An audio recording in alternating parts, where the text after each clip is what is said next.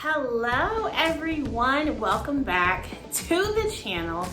If you are new, thank you so much for clicking on this video to get some more tips with tutoring. Make sure that you do subscribe to our channel and also like this video, share this video, all of that good stuff. And for my returning educators and future educators, make sure that you also like and share this video. And if you're not a subscriber, become one.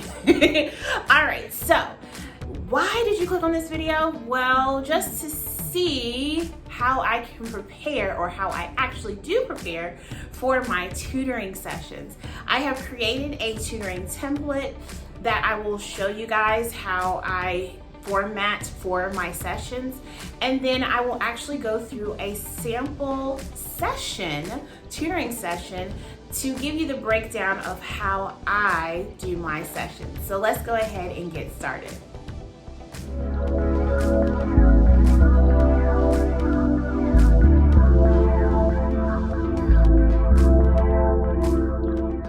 Hi you guys, this is the template that I use for my tutoring sessions.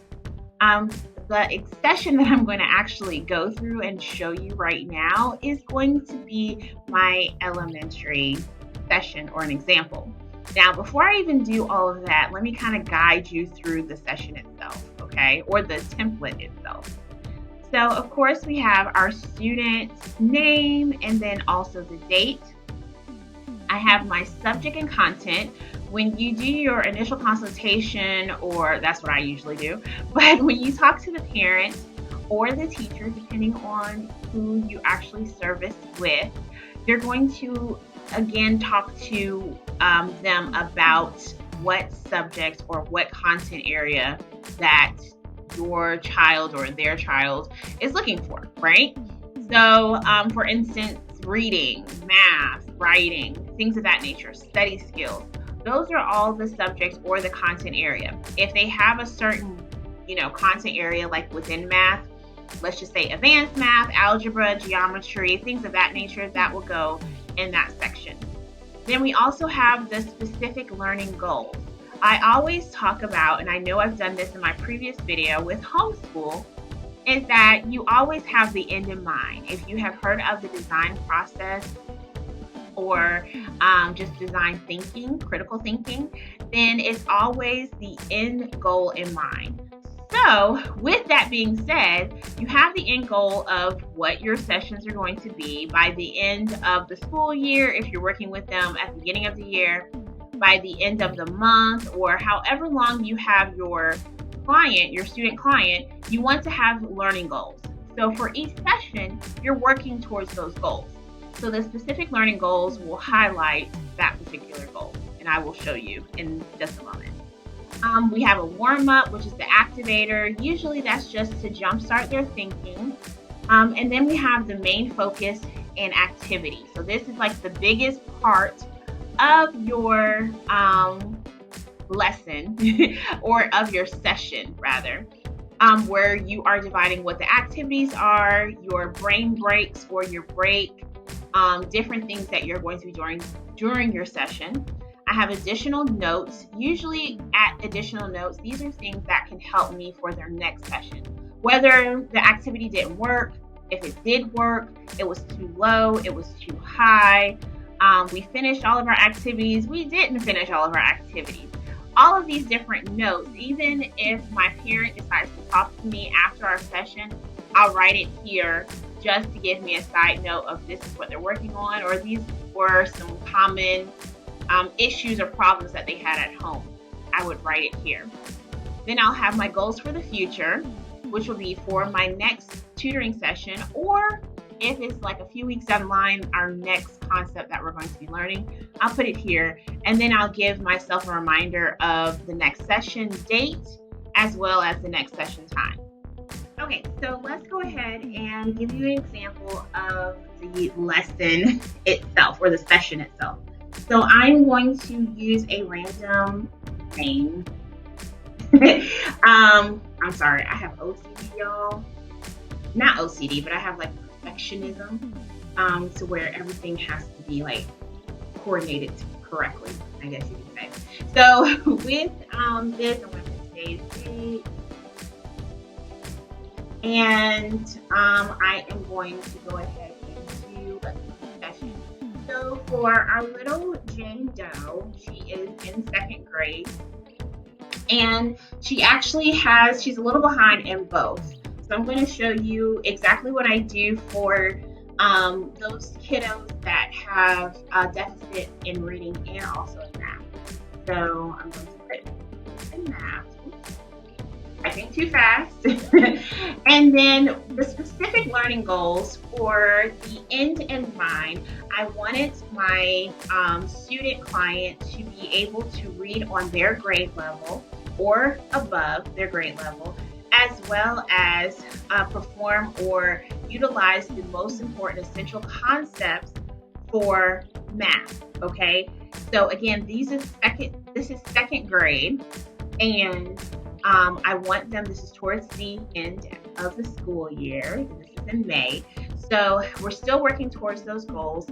I want them to basically review for the next grade level and fill in any gaps that we may come up against. So the biggest thing that I want them to have is reading comprehension. Oops, if I can spell it correctly, sorry y'all. Reading comprehension with informational text. Informational text is that nonfiction. As well as we're going to also do our math, which is review second grade math concepts.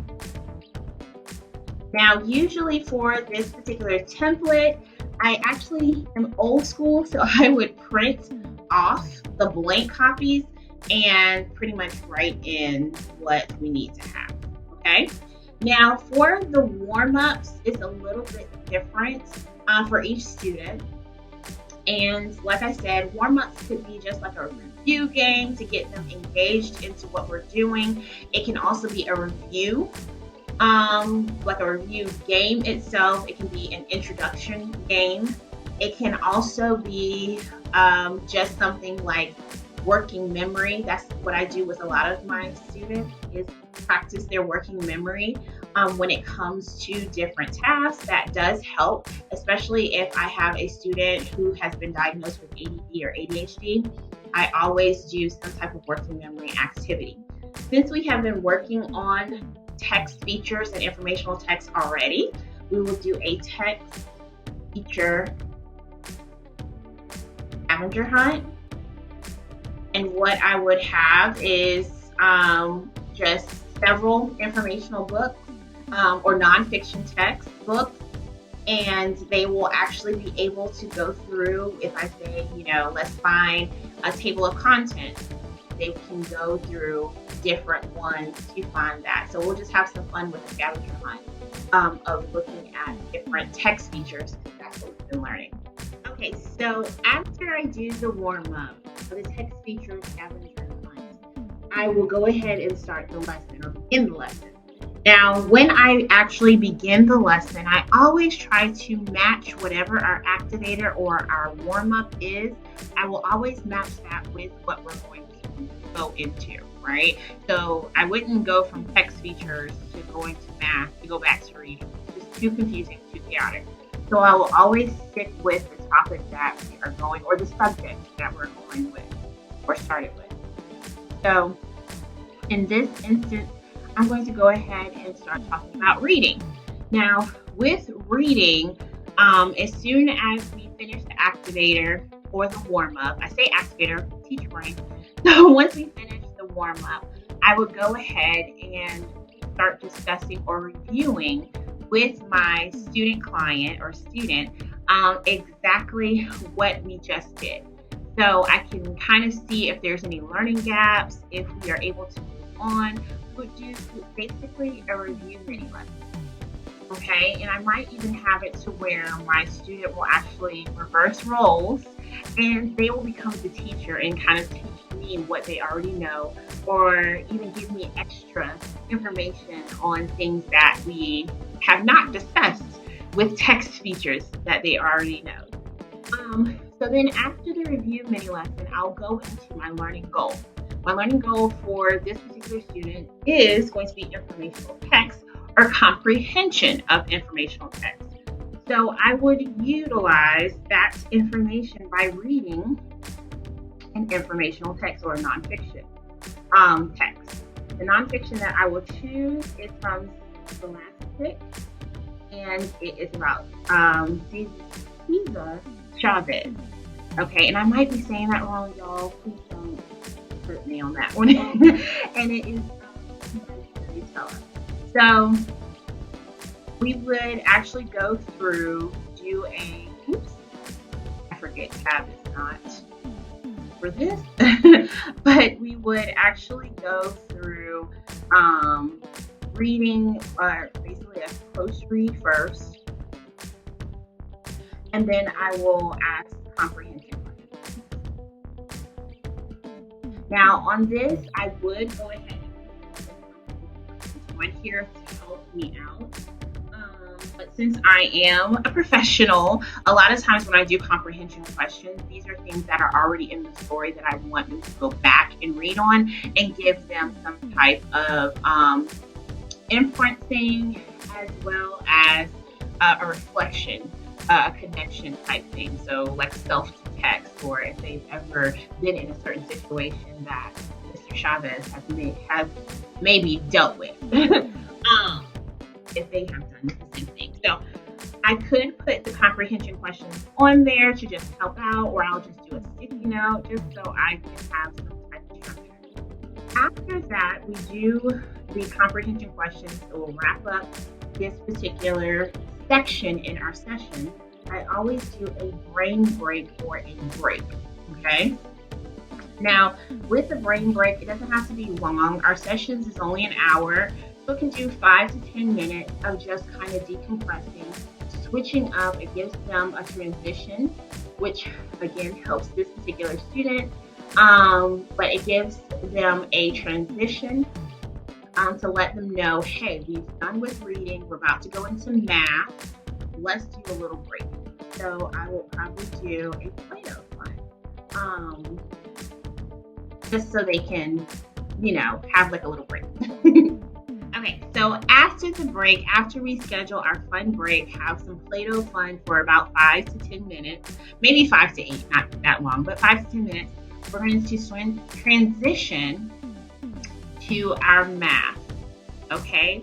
Now, for this student, we are reviewing some second grade math concepts, something that we have went through with the math concepts that I felt that was a little challenge for the student, and something that we have some time to go back to is word problems, okay? And I can even type this up here as a specific goal, which would be word problems, okay? I think across the board with a lot of my student clients, they do struggle if they have comprehension challenges. They would struggle with some word problems too, because they are not understanding what they're reading. They're focusing on the words more so than the actual text itself. So, what we would do is our last session, we did do some one-step word problems, which is excellent, by the way. So we will probably do just a short review, and then we're going to actually work on two-step word problems.